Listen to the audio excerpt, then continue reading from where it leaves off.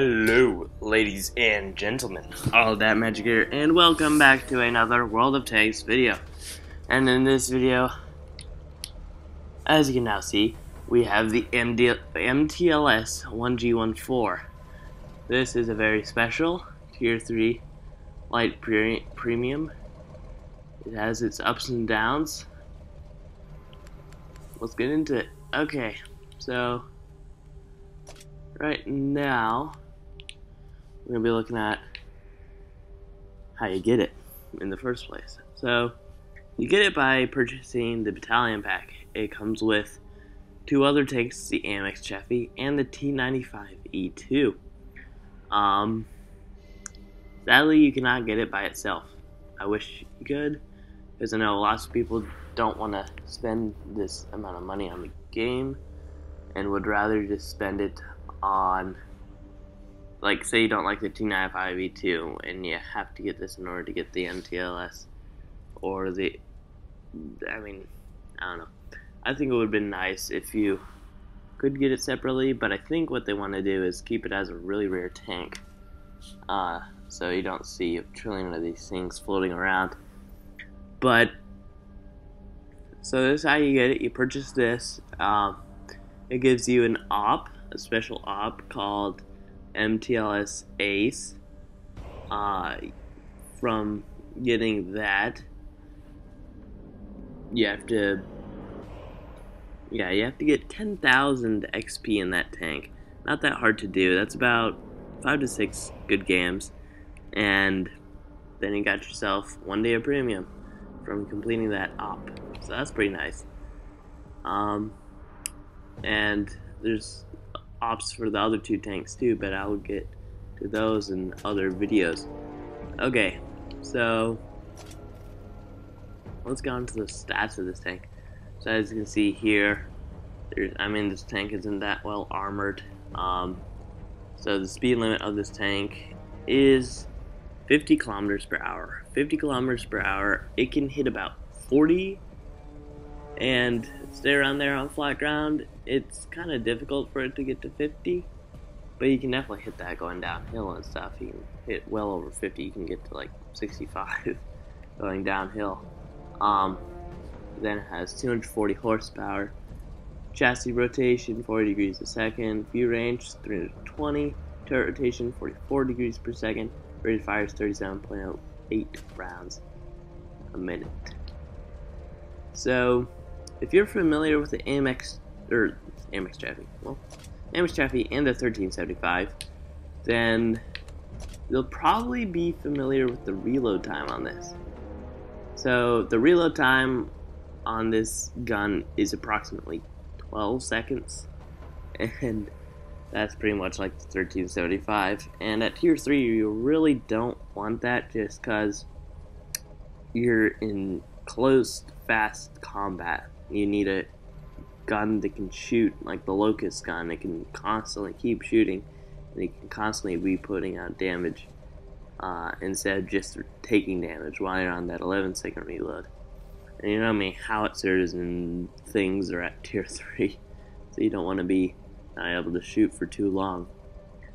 Alright, so the penetration on this gun is 45 with standard rounds, and that's good. That's good for Tier 3.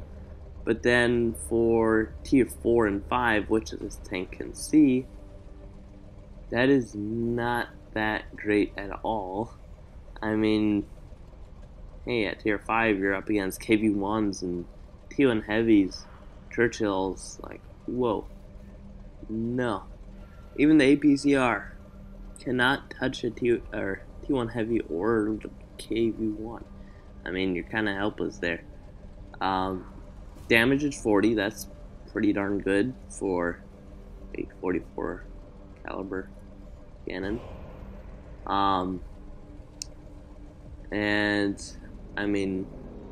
Yeah, you can put out a decent amount of damage with that alpha. So the aiming time seconds is 1.71 seconds. That's decent. That's actually pretty good. Then the accuracy is 0.4 4.47. That's not too great, but hey, you're in close combat. You don't really need much. If you're trying to snipe in the tank, I mean, it's a 44 cal. You don't have much range.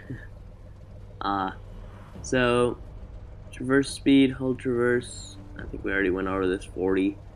Turret armor in the front, it's 38. In the sides, it's 25. In the rear, it's 25. Traverse speed, degrees a second. For the turret, 44. View range standards, 20. Okay, so let's go to supplies. So with ammo, I only carry 2 clips of premium because, first of all, I don't want to waste money. This is supposed to be a money maker, and if I have more than that, I'll definitely be shooting more than that.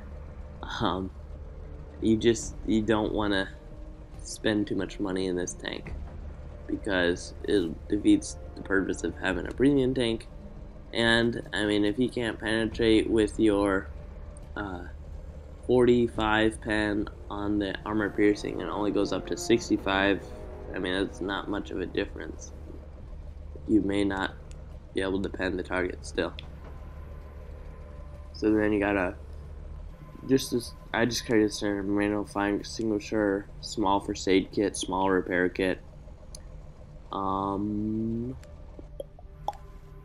think that is about it for the stats of this tank. So, yeah, we are going to now poof onto the battlefield. Hello, ladies and gentlemen, all that magic here, and welcome back to another World of Tanks video. And in this video, as you can see here, we are driving our MTLS on Karelia. So we're loading in. Yeah, it's a pretty fantastic tank. And also, heads up, there's no game audio because I accidentally had game chat on, and it was playing through my speakers, which plays through my HDMI, which goes through my recording device. So you would just be hearing a bunch of random people in game chat. So I took it that you would rather hear nothing because some of this stuff you may not like what you're saying. So yeah, I decided to play a tiny bit of background music while I talk. So hope it all works out. Valentine AT. Nope.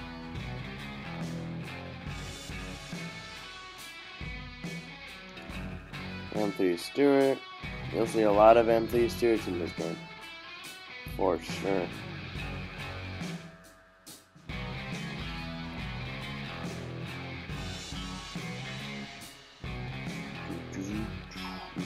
By the way, this is the only time you should be in the middle of Karelia. In any other tier above tier 3, it's a no-go. Middle of Karelia is bad. Usually, unless you're like the last one alive and you gotta get your base and whatnot, but usually you should not be here. Empty Stewart's out of my range. Medium 3 is out of my range. This thing has a fairly short range for its gun.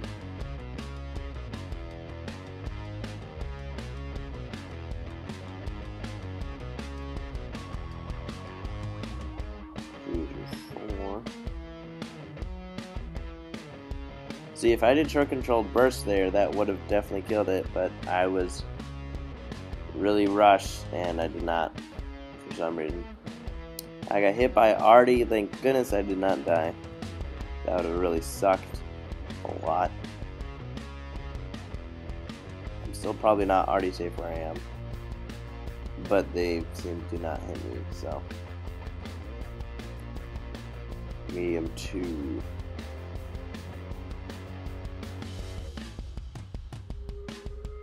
See, this is short control bursts.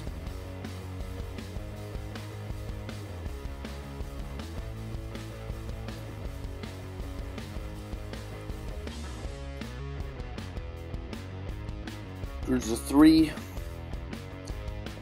Is it the Cruiser 3 or Cruiser 2 that has the pom-pom gun that shoots like an artillery.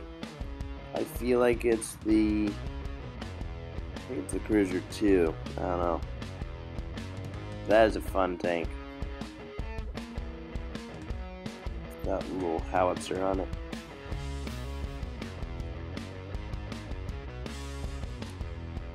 Medium 2, please poke out. Yeah, backed up. Chi-Ha and an M3 Stuart.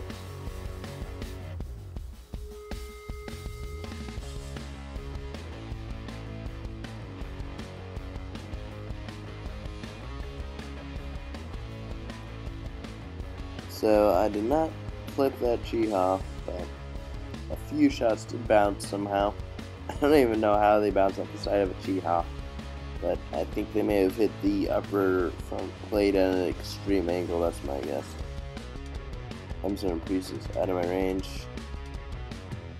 What's that? Tank Destroyer.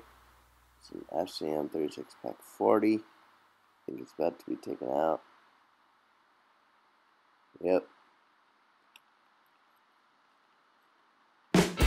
I'm just trying to get in range for this M7 Priest. I really want more damage.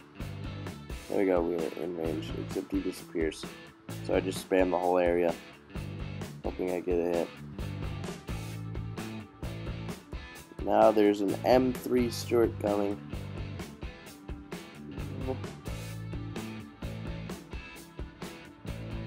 He sees me and he's like duking me out like crazy. He's like going side to side very quickly. And he misses both shots, thank goodness. And our M2 medium finishes them off. And we get the arty kill. Yay. Okay. So yeah, that was a great game.